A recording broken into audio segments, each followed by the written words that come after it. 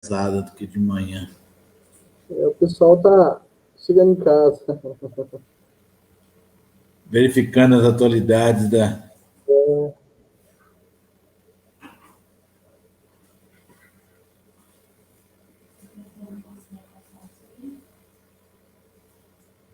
Não, vai dar a mesma coisa.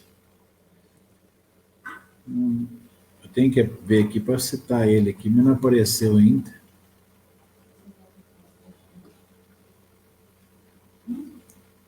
Mantenha a vibração. Tem que esperar aparecer aqui. Meus queridos amigos e irmãos, boa noite a todos. Hoje é dia 14 de agosto do ano de 2020 e nós estamos com nosso irmão Jean Júlio, lá de Franca. Meu irmão, fale um pouco a respeito de quem é Jean Júlio, da sua participação dentro da doutrina para nós. Mais uma vez, Walter, obrigado pela oportunidade do aprendizado. Como você disse, eu sou de Franca, participo do Centro Espírita Francisco de Assis, mas a gente diz que nasceu na casa espírita, né? Com 3 meses de idade, eu tive mal de semiota, as pessoas mais antigas devem saber o que é isso, que é a desidratação, e eu fui levado para o Centro Espírita pela minha avó materna, e lá, naquela época, era habitual se fazer promessa. E vocês vão conhecer a pessoa pelo qual ela fez promessa, que é o seu Eurípides. Né? Na época, ela fez uma promessa para o seu Eurípides, né, que é o nosso querido Eurípides Barçanufo, que ela comemoraria meu aniversário durante 7 anos no Centro Espírita, oferecendo um bolo para as crianças se eu ficasse curado. E isso foi feito, né? E isso já faz 43 anos. Eu participo do Movimento Espírita há um bom tempo, estou na coordenação do Movimento Espírita da região de Franca, então a gente vem aí aprendendo um pouco. Eu exerço a função de enfermeiro, né? A minha profissão é de enfermeiro, e nesse período eu estou de férias, eu escapei do desencarne por enquanto, mas se desencarnar também está tudo certo. E mais uma vez eu repito, agradeço a oportunidade de estar com você, de conhecê-lo, e vamos em frente.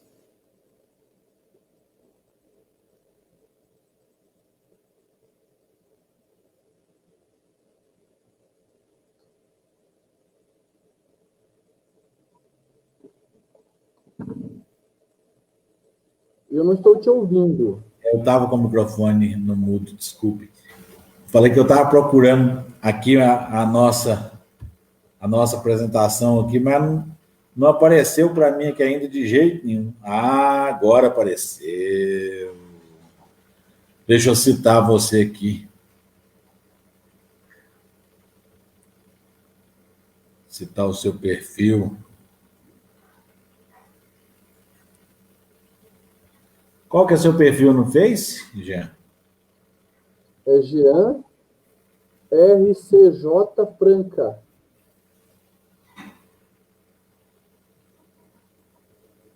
Jean L. R de rato.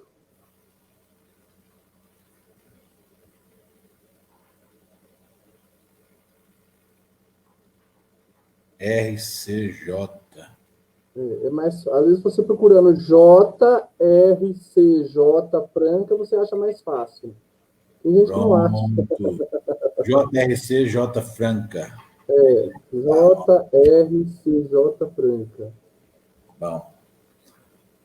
Meus irmãos, o Jean vai trazer a palestra para nós sobre Dai a César. Deixa eu ver aqui direitinho o título.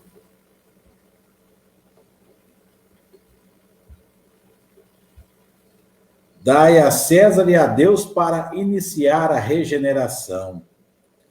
E, para embasar a apresentação dele, como nós vamos fazer uma leitura do Evangelho segundo o Espiritismo. Está lá no capítulo 3, Há muitas moradas na casa do meu pai, mundos regeneradores. Vamos lá. Entre essas estrelas que cintilam na abóbada azulada, quantos mundos há, como o vosso, designados pelo Senhor para a expiação e a prova? Mas há também muito mais miseráveis e melhores, como os há, transitórios, que se podem chamar de regeneradores. Cada turbilhão planetário, correndo no espaço ao redor de um foco comum, arrasta consigo seus mundos primitivos de exílio, de provas, de regeneração e de felicidade. Já vos falaram destes mundos, onde a alma nascente é colocada, quando ignorante ainda do bem e do mal. Pode caminhar para Deus senhora de si mesma, na posse do seu livre-arbítrio.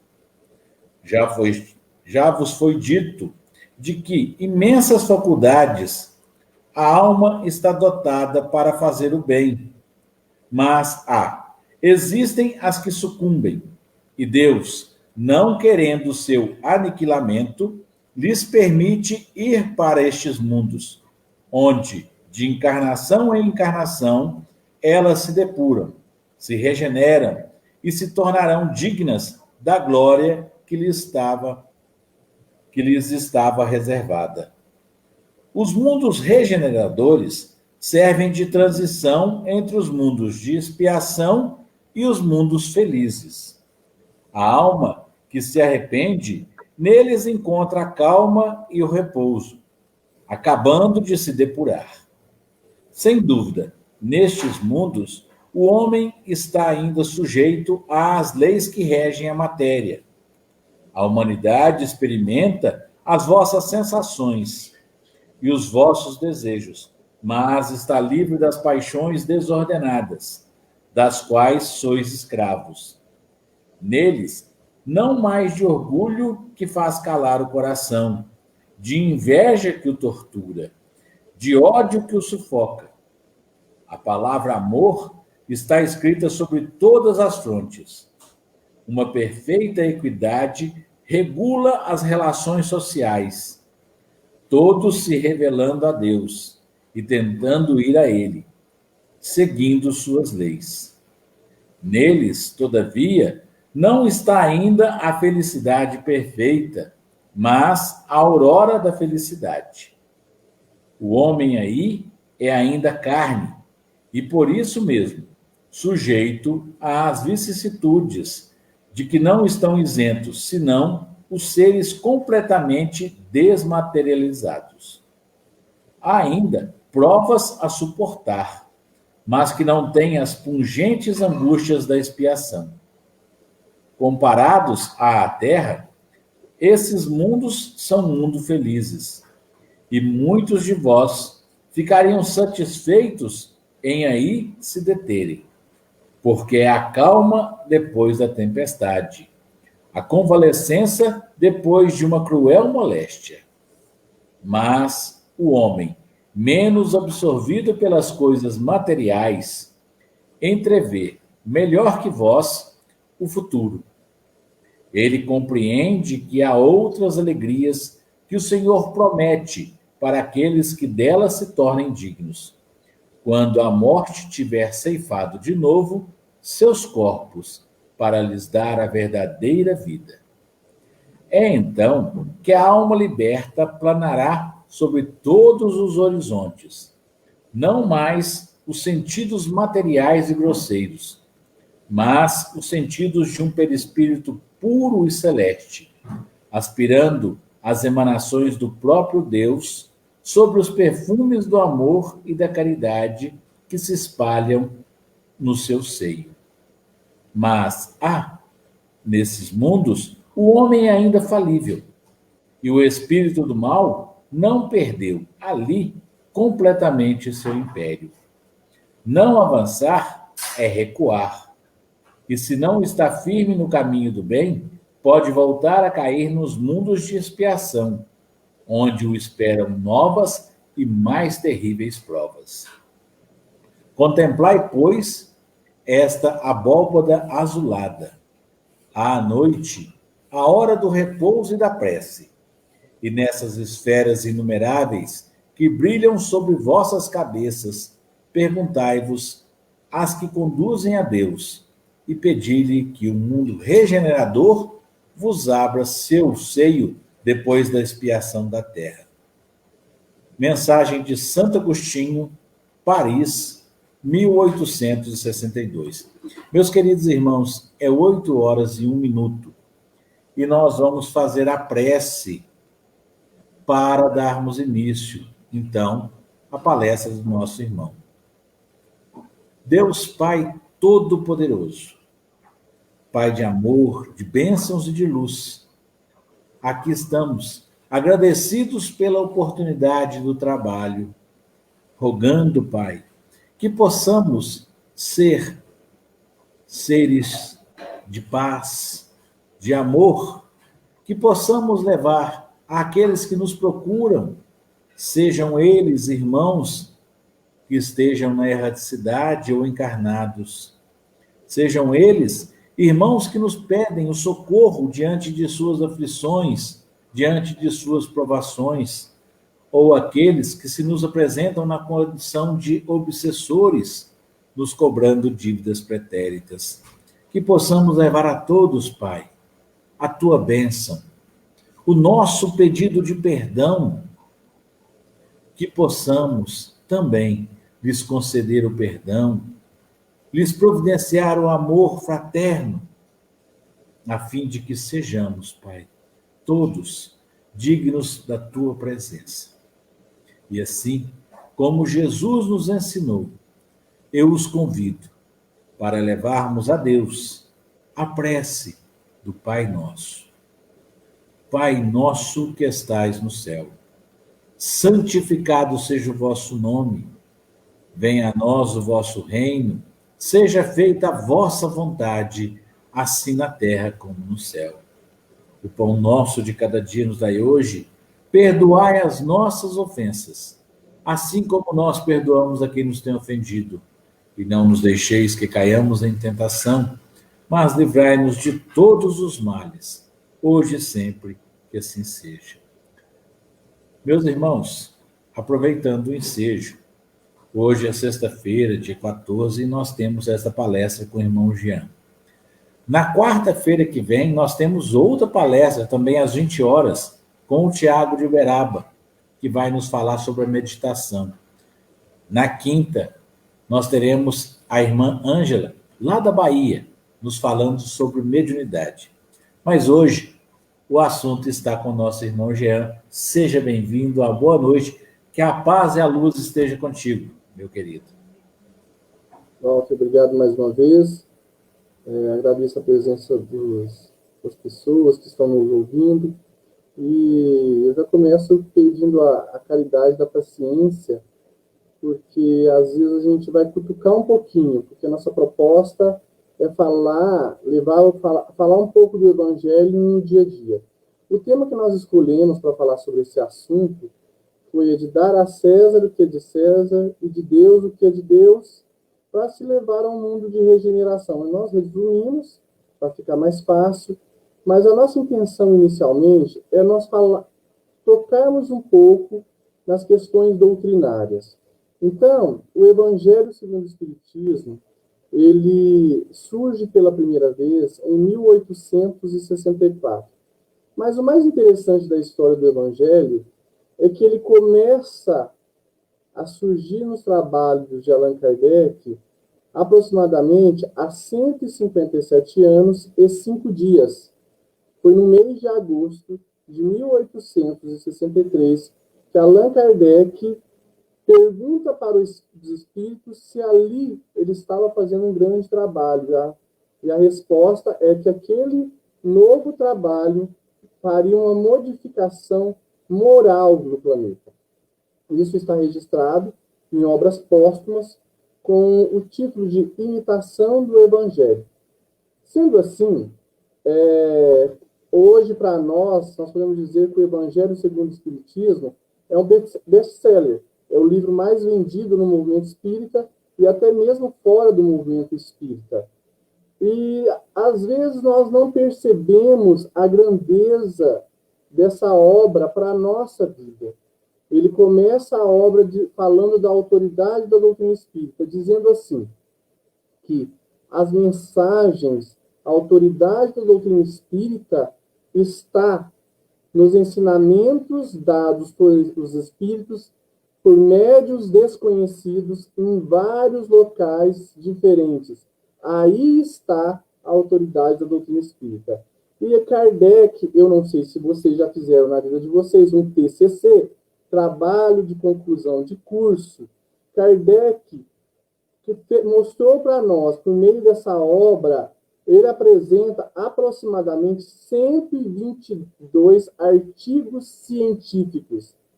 O que ele faz? Quando nós vamos fazer um TCC, um trabalho científico para apresentar na faculdade, você pega vários materiais e monta um texto sobre um determinado assunto. Kardec pega os versículos principais da Bíblia que se referem a questões morais e faz uma dissertação. Porque a primeira orientação é de Kardec. As primeiras lições. Depois, no final de cada capítulo, que é um dos itens que nós vamos citar hoje, ele põe instruções dos espíritos. Então, ele pega o versículo, explica o versículo, depois pega uma lição de um dos espíritos e põe para ilustrar, até mesmo para corroborar com o ensinamento, com a interpretação que ele deu daquele versículo. Então, a doutrina espírita, o Evangelho segundo o Espiritismo, ele tem uma coerência doutrinária.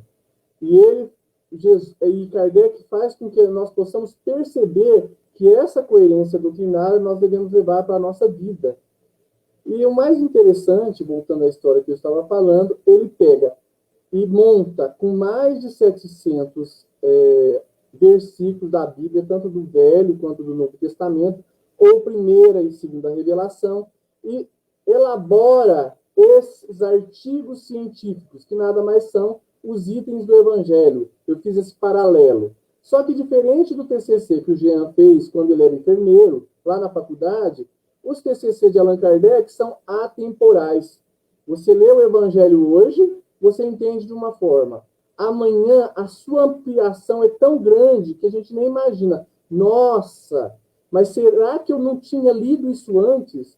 Parece que a gente nunca tinha lido. A questão é que o nosso amadurecimento, tanto intelectual quanto moral, ele faz com que nós percebamos algumas lições naquele evangelho, ou naquela passagem, que às vezes a nossa maturidade não conseguiu enxergar. Não é que o evangelho seja difícil, mas às vezes a nossa maturidade, a nossa percepção, a nossa ligação com a espiritualidade amiga ainda é muito pequena, e às vezes a gente não consegue sentir a fundo aqueles ensinamentos. E é muito interessante que, às vezes, a gente tem algumas dificuldades para compreender os ensinamentos bíblicos. E Kardec foi muito feliz, porque ele disse que trataria nessa obra apenas as questões morais.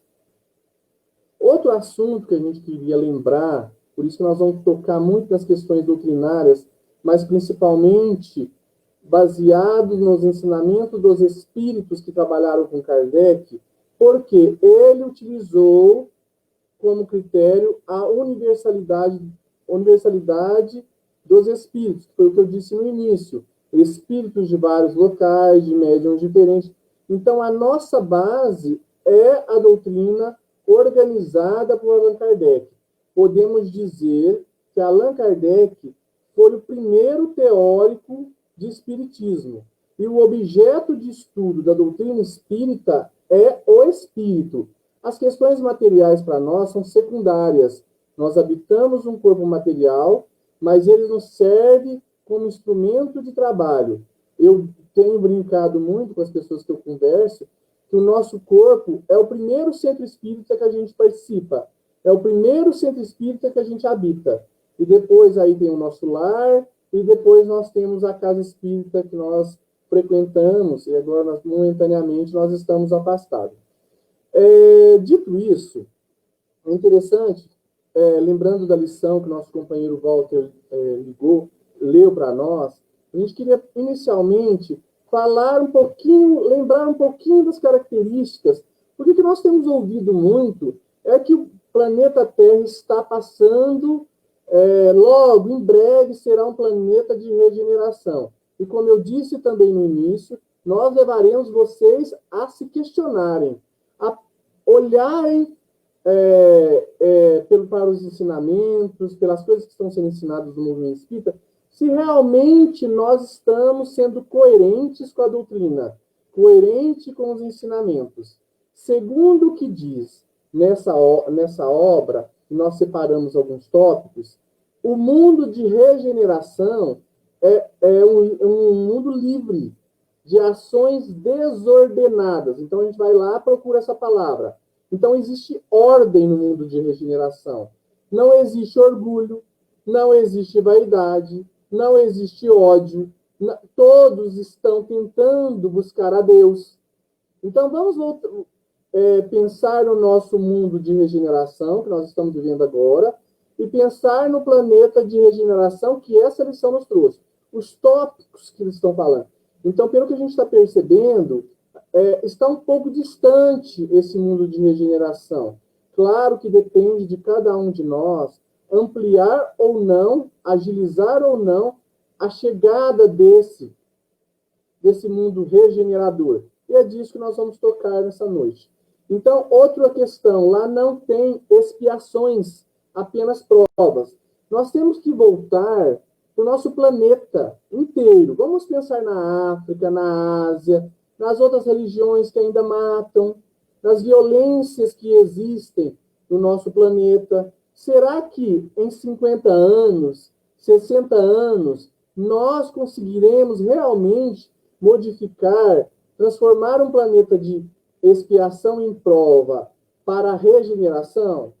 Eu quero acreditar que não. É um passo muito grande. Ou nós teremos que acreditar um desencarne coletivo. O planeta inteiro metade pelo menos do planeta vai ter que desencarnar para vir espíritos regeneradores. Por quê?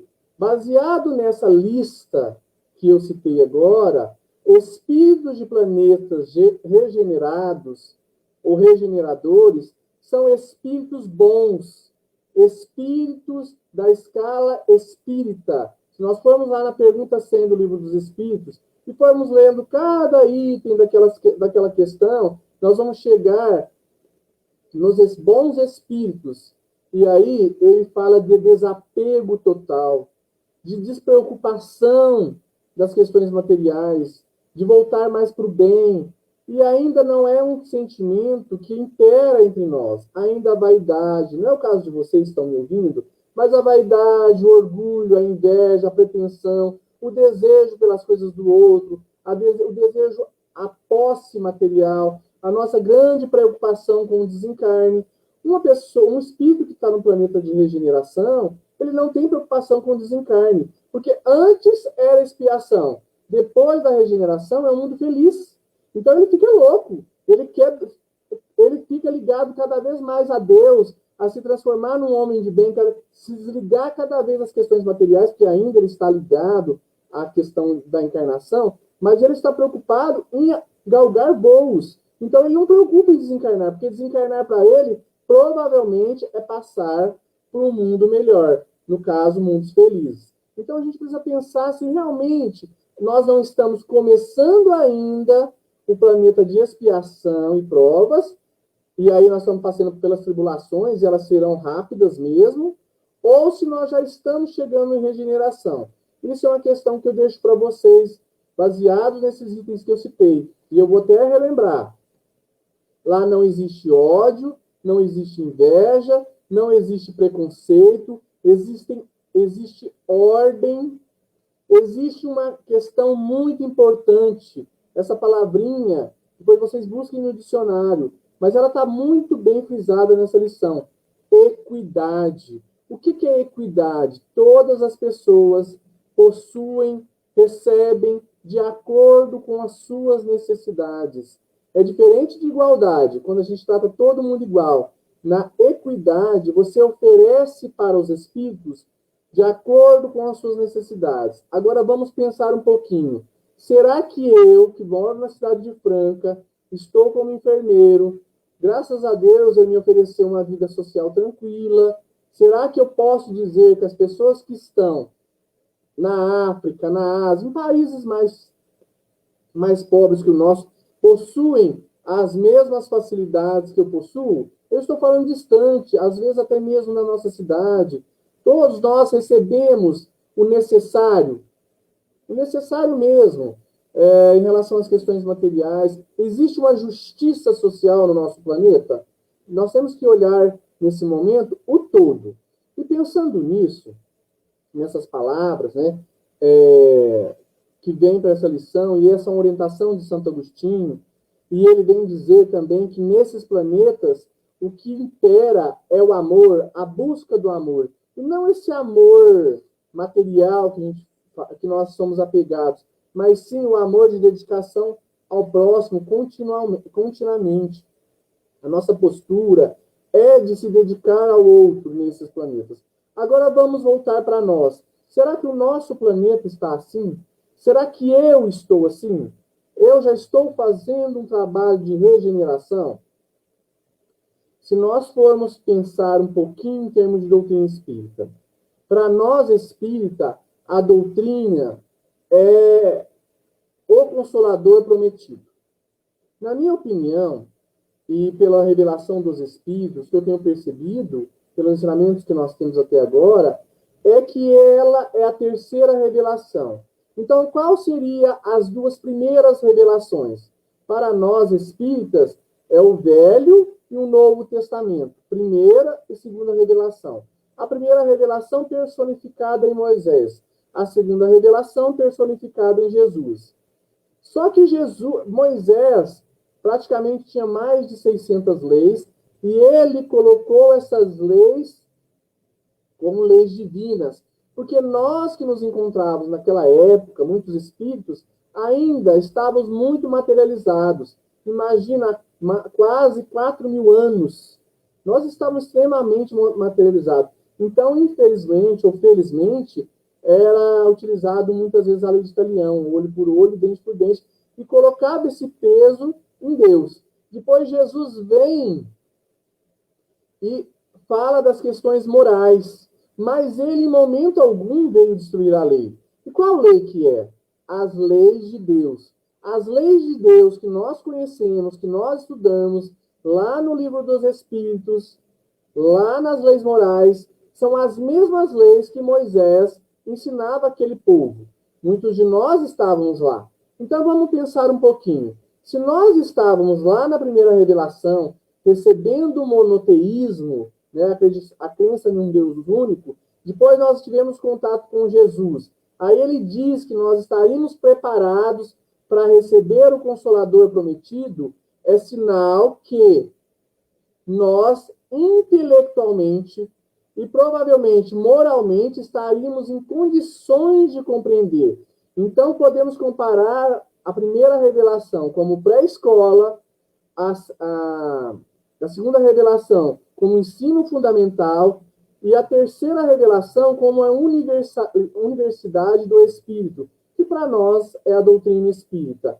E aí nos amplia a responsabilidade. Quando nós nos reportamos a lição, dai a César o que é de César e de Deus o que é de Deus, nessa lição ele nos pede para levá-la para o dia a dia. Porque o que aconteceu nesse momento que Jesus diz isso? Jesus estava sendo testado. Então, os doutores da lei, junto com seus discípulos, foram até Jesus para testá-lo, ofereceram uma moeda e perguntaram a ele a quem pertence essa moeda. Nós devemos ou não pagar o tributo? Devemos ou não pagar os impostos? Então, porque eles tinham um problema com Roma. Os judeus tinham um problema muito sério em pagar imposto. E Jesus, conhecedor da presciência, sabia que aquilo ali nada mais era do que hipocrisia, nada mais era do que um teste. E naquele momento, ele já dá uma lição. Hipócritas. Então, há momentos em que a gente nós precisamos, com muito carinho, com muito jeito, porque Jesus era Jesus, tirar a hipocrisia do mundo também. Até que ponto eu estou sendo hipócrita? Primeiro em mim, porque eles são primeiro para mim. O outro entende de outra forma. Às vezes eu convivo com 10 espíritas da mesma família. Eu vou fazer a leitura do Evangelho sobre o perdão. Cada um entende de uma forma. Cada um está num momento, mas nós estamos mais ou menos na mesma faixa. Então, dito isso, que nós temos esse conhecimento intelectual, que hoje nós não podemos alegar ignorância, nós temos a maior prova disso esse momento que nós estamos vivendo, onde eu estou conversando com vocês pela internet. Né? Hoje nós temos possibilidades imensas de ter contato, de ter conhecimento doutrinário, cristão ou não, espírita ou não, mas algo que me leve à minha transformação moral. E aí, quando Jesus é convidado a esse teste, ele leva outro questionamento. De quem que é a imagem? De quem é a figura nessa moeda? E aí eles respondem que era de César. E ele diz, dai a César o que é de César, e de Deus o que é de Deus. E o que é dar a César era dar a César. Olha que nós estamos falando de mais de 2000 anos. O que era dar a César naquela época? Era pagar os impostos, era cumprir com as leis dos homens. E às vezes nós acreditamos que não devemos cumprir com as nossas obrigações perante as leis dos homens. Às vezes nós achamos que não é correto pagar os impostos, não votar, não fazer o tiro de guerra. Nós espíritas, às vezes, temos o hábito de juntar.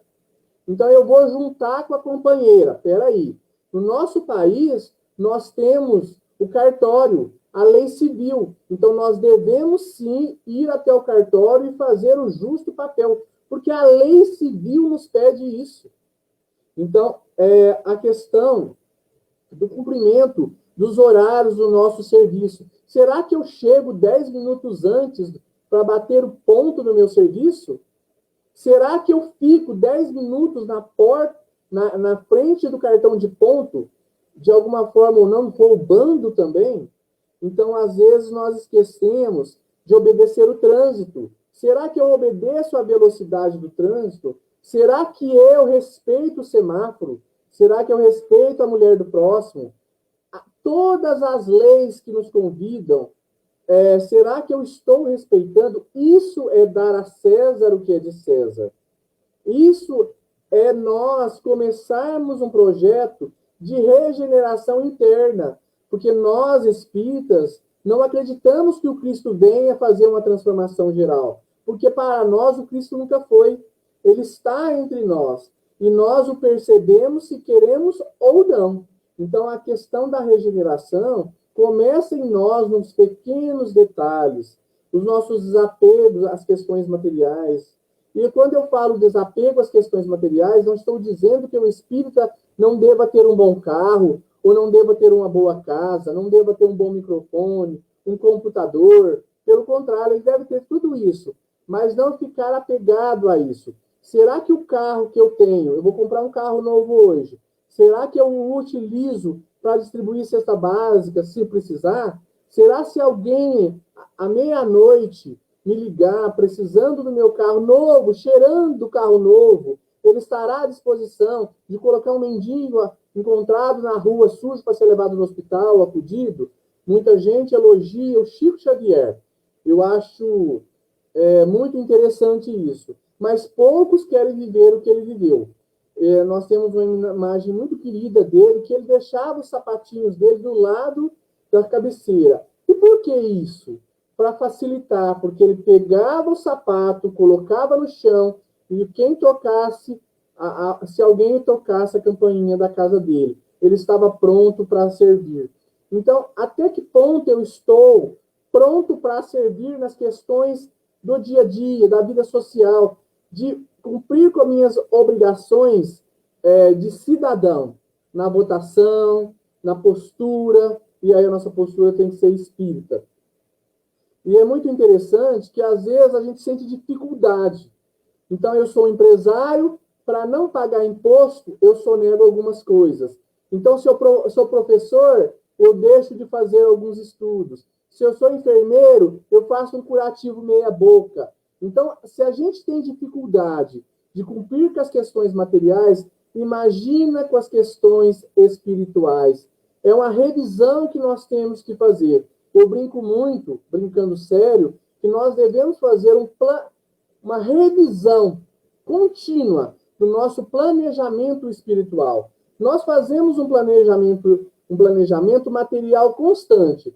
Às vezes, no final do ano, vem aquele 13º, eu sento com a família e falo, nossa, quantos carros nós vamos comprar? Quantas casas nós vamos comprar? Quantas mensalidades nós vamos pagar? Quanto nós vamos dividir isso aqui para pagar o carnê novo, do fogão, da geladeira, da casa nova? Mas nós não sentamos, muitas vezes, e aí é dar a Deus o que é de Deus. Fazer um planejamento, revisão do planejamento reencarnatório. Será que eu estudo o Evangelho a quantidade de vezes que eu preciso estudar?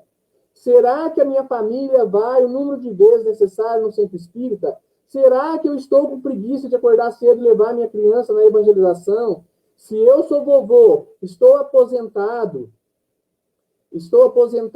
e meu filho está trabalhando, minha filha está trabalhando, ou está com preguiça mesmo de acordar cedo, será que eu me disponho a levar meu neto à evangelização? E eu, neto, e eu, avó, será que eu estou estragando meus netos? Aonde está escrito no Evangelho que eu, como avô, tenho direito de estragar a educação de um neto, discordando da opinião do filho na frente daquele neto? Então, são posturas que nós temos, mudanças paulatinas que nós temos que fazer, mas contínuas, que às vezes nós deixamos de fazer. Qual é a minha postura perante a fofoca? Qual é a minha postura perante as notícias de televisão? Qual é a minha postura perante as questões do mundo? É de espírita? É de cristão? Que são a mesma coisa? Porque os espíritos adotaram a verdade do Cristo como uma verdade. O Cristo é o nosso modelo e guia. Então, as orientações morais do Cristo são orientações que servem para nós, espíritas. Então, às vezes, nós esquecemos desses detalhes. Dar a César o que é de César é cumprir com as nossas obrigações diárias, com o companheiro, com a companheira. Desinteressadamente inclui a dar a Deus o que é de Deus. Porque quando nós começarmos a fazer as nossas obrigações desinteressados, nós já estaremos no caminho da regeneração. Precisamos repensar o que eu estou sendo hoje e serei daqui 1 minuto, 2 minutos, e lembrar sempre que nós somos seres espirituais. Não esquecer nunca das oportunidades que nós estamos tendo para aprender. E às vezes a gente aprende com a dor, com o teste de vaidade, do orgulho, da pretensão, nos momentos mais sutis, porque às vezes as pessoas falam muito de obsessão. Muito, nós temos falado muito de obsessão. Mas a obsessão na que nós nos encontramos, diferente da época que eu cheguei no centro espírita, que as pessoas chegavam amarradas, hoje a obsessão é sutil.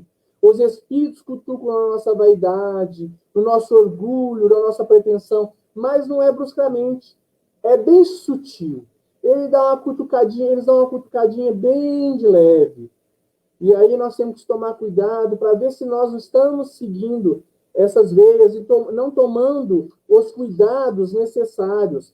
Muitas vezes nós temos ouvido os companheiros que, na minha opinião, peço licença para dizer isso, que até atrapalham um pouco as questões do movimento espírita, dizendo que tal data será o planeta de regeneração. Eu gostaria de dizer que no Livro dos Espíritos está bem claro isso, que o único determinismo que existe para nós espíritas é a evolução. Se vai ser daqui 50 anos, se vai ser daqui 30 anos, isso não existe data determinada. Nós podemos sim acelerar, porque toda a tecnologia nos favorece a isso, mas determinar datas vai ao contrário do que ensina a doutrina espírita. O único determinismo que existe no movimento espírita, pelo menos deveria ser ensinado, na minha humilde opinião, é que nós vamos evoluir.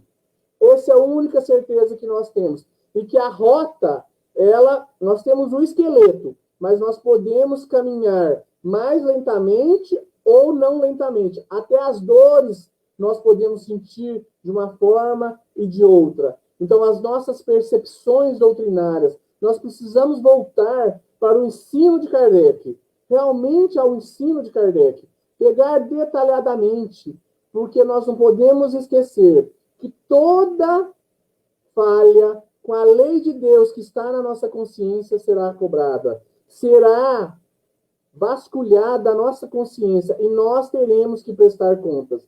Nós não conseguimos esconder nem de nós mesmos, imagina de outros. Então, a nossa proposta com a lição de hoje é que nós possamos tirar o evangelho do livro, da letra morta e viver, principalmente nessa fase que nós estamos vivendo, aonde as pessoas foram forçadas a lembrar que tem pai, que tem mãe, que tem filhos, que as questões materiais não são tão importantes, que eu preciso dar um abraço no meu filho, que eu preciso agradecer ao meu marido pela existência dele, que eu preciso olhar nos olhos da minha cunhada e falar, olha, nós temos que conviver, aprender a conviver e futuramente aprender a amar. Às vezes, nós estamos falando muito de pandemia. A pandemia é um momento, e hoje ela é muito falada porque nós estamos no século da tecnologia. Se nós estivéssemos há 100 anos atrás, com a tecnologia que nós temos, provavelmente a gripe espanhola também seria falada da mesma época.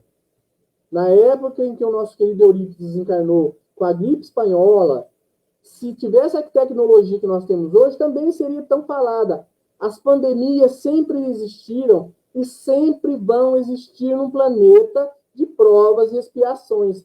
E nós precisamos ser resignados, precisamos acreditar realmente que essa doutrina é consoladora, que eu posso desencarnar e está tudo certo. E nós precisamos levar esse consolo, esse sentimento de amor e de caridade, de fé na vida futura, para aquelas pessoas que convivem conosco. E como que a gente faz isso? Exemplificando, por meio da fala, por meio do ouvido, porque muitas vezes nós temos que ouvir, para não divulgação de notícias menos felizes. Mas nesse momento específico, dar a César o que é de César e de Deus o que é de Deus, é respeitar as leis sanitárias. Nós temos que dar a César o que é de César e dar a César o que é de César. Nesse momento, referente à pandemia, é seguir as orientações sanitárias da Organização Mundial da Saúde. Mesmo que alguém nos oriente contrário àquilo, nós espíritas, precisamos usar do bom senso para que nós possamos ser exemplos de amor, de caridade, nós possamos orientar as pessoas com afabilidade, com doçura, nós possamos ser sempre dignos de dizer que somos irmãos do Cristo. Às vezes, a gente se sente desanimado, preocupado. Ah, mas o outro não faz, o governo não faz, o fulano não faz. Vamos lembrar da história da coruja e do beija-flor. Certa feita, uma floresta estava pegando fogo.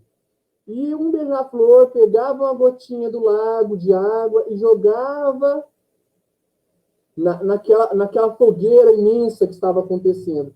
E a coruja, muito pessimista, falava, mas como pode? Você não está entendendo que você não vai conseguir apagar esse fogo imenso? O beija-flor apenas respondeu, eu estou fazendo a minha parte. Que nós possamos fazer a nossa parte com amor, com caridade, com benevolência, que nós possamos destruir a nossa maior pandemia, que é o orgulho, a vaidade, o egoísmo, que às vezes ainda impera em nossos corações. Eu quero agradecer imensamente a oportunidade que eu estou tendo nessa noite Porque todas as vezes que nós falamos, nós nos reportamos a alguém, o ouvido mais perto da minha boca é o meu. E aí hoje eu estou com o foninho. Então eu estou falando e ouvindo mais de uma vez. Eu quero agradecer vocês pela paciência de nos ouvir, agradecer ao nosso companheiro Walter, que nós possamos, no decorrer dessa caminhada, nos encontrarmos várias vezes, encarnados ou desencarnados. Porque a única certeza que nós temos é que nós vamos evoluir. Porque nós tivemos um começo e não teremos um fim. Que Jesus nos abençoe, agradeço a oportunidade e eu estou à disposição de vocês a qualquer momento. Que Jesus nos abençoe. Até uma próxima oportunidade. Jean, nós é que agradecemos pela oportunidade que você nos permitiu. É muito bom a gente poder saber a interpretação dos outros. Porque eu digo, a gente, cada um é diferente. Cada um enxerga a passagem do Evangelho com um conceito, com uma crítica, com um olho, com um ouvido. A gente. E outra coisa, nós só vamos aprender pela imposição diária, tá? Tem um ditado antigo que diz o seguinte: carro apertado é que canta. Infelizmente, eu falo isso e às vezes eu posso contrariar muitas pessoas, mas a gente estava conversando mais cedo que justamente o espiritismo está carente de pessoas novas. A proporção de espíritas, a grande proporção, são de pessoas maduras e que muitas vezes se aproximam do espiritismo não pelo amor, mas pela dor. Ou seja, só depois que o carro apertou é que chegou lá. Entendeu? É o que eu falei. Então, muito obrigado a você, muito obrigado a todos que estão conosco. E a nossa caridade não termina aqui não, gente. Vamos fazer o seguinte, gostou? Vamos multiplicar a chance dos nossos amigos tomarem conhecimento. Vamos divulgar. O conhecimento, quando ele é só para mim, não adianta. Eu tenho que me preocupar em ajudar o outro. Jean, vamos fazer o seguinte, vamos encerrar com chave de ouro. Você não faz para nós a prece de encerramento, por favor? Nesse momento, vamos agradecer a Deus, a Jesus, pela oportunidade do dia, pelas oportunidades de aprendizado, desde o momento que nós retornamos ao corpo. Mestre Jesus, mentores amigos da caridade, nossos anjos da guarda, queremos nesse momento agradecer a oportunidade que nós estamos tendo nesse planeta de provas e expiações. Rogamos que estejam conosco, nos amparando, nos auxiliando, para que possamos ser instrumentos de fé, de amor, de caridade, para que possamos implantar em nós esse mundo regenerador e que possamos, no decorrer da nossa caminhada nesse corpo físico, sermos dignos de dizer que somos irmãos do Cristo. Obrigado pela oportunidade dos ensinamentos da noite, pelas orientações. Abençoa, Mestre Jesus, cada um daqueles que estão nos nossos pensamentos, encarnados e desencarnados, aqueles que estão no leito, aqueles que estão abandonados, os nossos governantes, os nossos cientistas, que possam ser inspirados para melhor conduzirem o nosso planeta de acordo com as leis de Deus que está na nossa consciência. Obrigado, Mestre Jesus, ser conosco agora e sempre, se for da sua vontade, do nosso merecimento. Obrigado, Jesus. Você falou um negócio aqui, Jé, a nossa consciência. Eu costumo dizer o seguinte, que o nosso maior algoz é a nossa própria consciência. É como se nós estivéssemos cercados pela luz, a nossa sombra é a nossa consciência, ela vai conosco. Meus irmãos, lembrando que amanhã o Evangelho das 9 horas vai ser com Marcelo Nunes, nosso companheiro lá de Nova Lima. No domingo, o Fabiano Possati, lá de Uberaba. E teremos palestras novamente. Quarta-feira que vem com o Tiago, falando sobre meditação. Na quinta, a nossa irmã Ângela nos falando sobre mediunidade. Sempre às 8 horas, estão todos convidados, inclusive você, Jean. Nos deu a oportunidade de ouvi-lo novamente. Foi um prazer. Que Deus providencie o pagamento em teu favor. Eu tenho muito débito. Tchau, tchau. Luzes. Deus. Obrigado, Deus. Jean, só um instantinho, por favor.